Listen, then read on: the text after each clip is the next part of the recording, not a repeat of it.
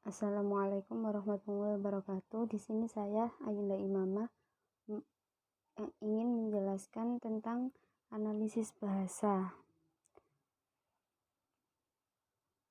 Baik, untuk yang pertama yakni pengertian analisis bahasa.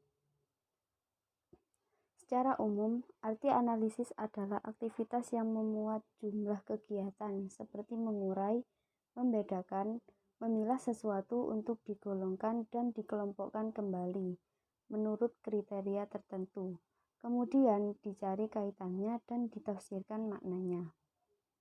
Yang kedua, kata analisis sendiri berasal dari kata analisa, di mana penggunaan pada kata ini mempunyai arti kata yang berbeda, tergantung bagaimana kita meletakkan kata ini. Yang ketiga, bahasa adalah sistem lambang bunyi yang arbitrter yang digunakan oleh para anggota kelompok sosial untuk bekerja sama, berkomunikasi, dan mengidentifikasikan diri.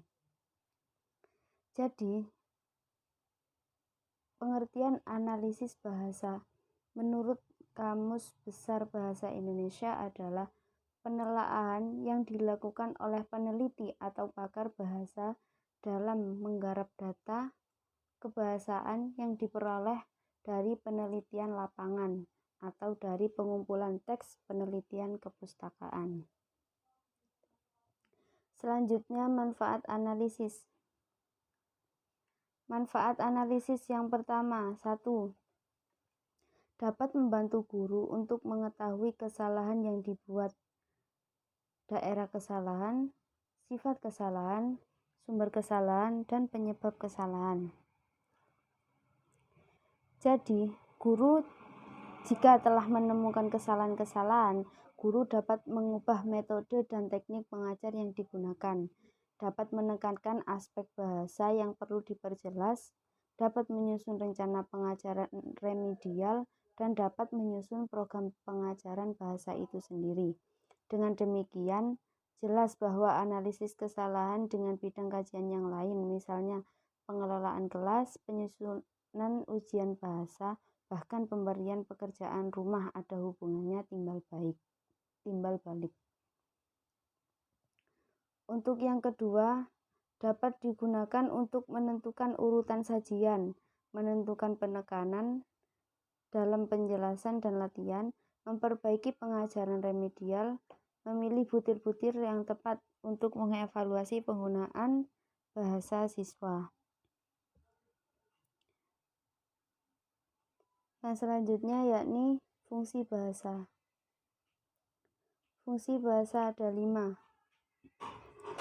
Untuk yang pertama yakni fungsi interpersonal, yakni kemampuan untuk membina dan menjalin hubungan kerja dan hubungan sosial dengan orang lain.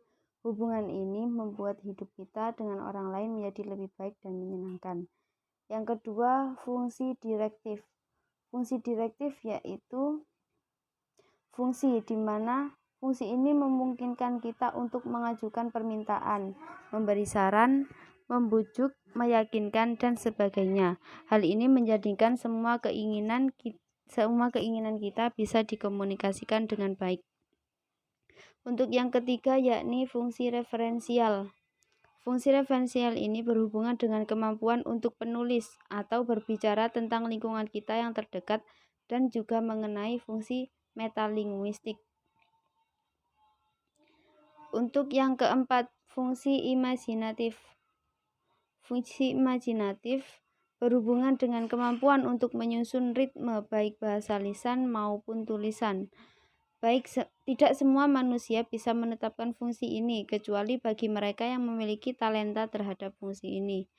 Yang kelima yakni fungsi personal. Fungsi ini berhubungan dengan kemampuan pribadi seseorang untuk mengekspresikan emosinya. Kelima fungsi tersebut dapat terwujud secara optimal apabila berada dalam situasi tempat fungsi tersebut dijalankan, atau dikatakan bahwa situasi dan kondisi sangat berpengaruh terhadap pelaksanaan berbahasa. Menurut Proper, bahasa memiliki fungsi sebagai berikut, yakni yang pertama, stimulus artinya bahasa berfungsi sebagai rangsangan yang dapat mendatangkan suatu respon. Yang kedua, ekspresif, artinya bahasa dapat dipergunakan untuk menyatakan perasaan, ide kepada orang lain. Yang ketiga, deskriptif, artinya bahasa berfungsi untuk menguraikan, menjelaskan, dan menggambarkan sesuatu kepada orang lain. Yang keempat, poin keempat, yakni hubungan fungsi bahasa dengan aspek kehidupan. Yang pertama, fungsi bahasa dengan kebudayaan. Fungsi bahasa dalam suatu sistem kebudayaan yang begitu kompleks, unsur bahasa melekat pada setiap unsur-unsur kebudayaan yang lain. Bahasa sebagai alat komunikasi mempunyai peranan yang cukup penting, terutama dalam penyebarluasan hasil-hasil budaya suatu masyarakat. Sebaliknya, kebudayaan itu sendiri berfungsi sebagai tempat atau wahana bagi berkembangnya suatu bahasa. Yang kedua, hubungan bahasa dengan etika atau moral. Unsur ini merupakan salah satu sub pokok bahasa pada pertemuan kebahasaan. Hal ini berhubungan dengan ciri suatu bahasa yang dipakai oleh pendukung bahasa itu sendiri.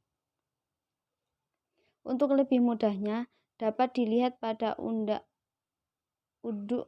secara pragmatis. Secara pragmatis, menurut Pusat Pembinaan dan Pengembangan Bahasa, unda-usuk bahasa dapat dibagi menjadi dua, yakni halus dan kasar. Yang ketiga, yakni hubungan bahasa dengan religi. Pada awalnya, bahasa bersifat religius, menjadi media ekspresi pengalaman dan mistik manusia dalam berhadapan dengan kekuatan alam dan ilahiyah. Namun, transformasi pengalaman sejarah manusia dari alam pada budayaan yang mengakibatkan kedudukan bahasa bersiotonom atau terlepas dari unsur-unsur yang lain. Bahasa merupakan pengetahuan eksistensial mengenai bentuk hidup manusia, sehingga mudah dideskripsikan. Dalam kaitannya dengan sistem religi, kedudukan bahasa sebagai suatu deskripsi pengalaman kemanusiaan dalam dimensi personal maupun sosial. Kemudian untuk yang terakhir, contoh analisis bahasa. Yang pertama pada lafadz kala dan lafadz qola. Pada lafadz kala dan lafadz qola terdapat kemiripan di antara keduanya, yakni antara huruf kaf dengan huruf qof. Untuk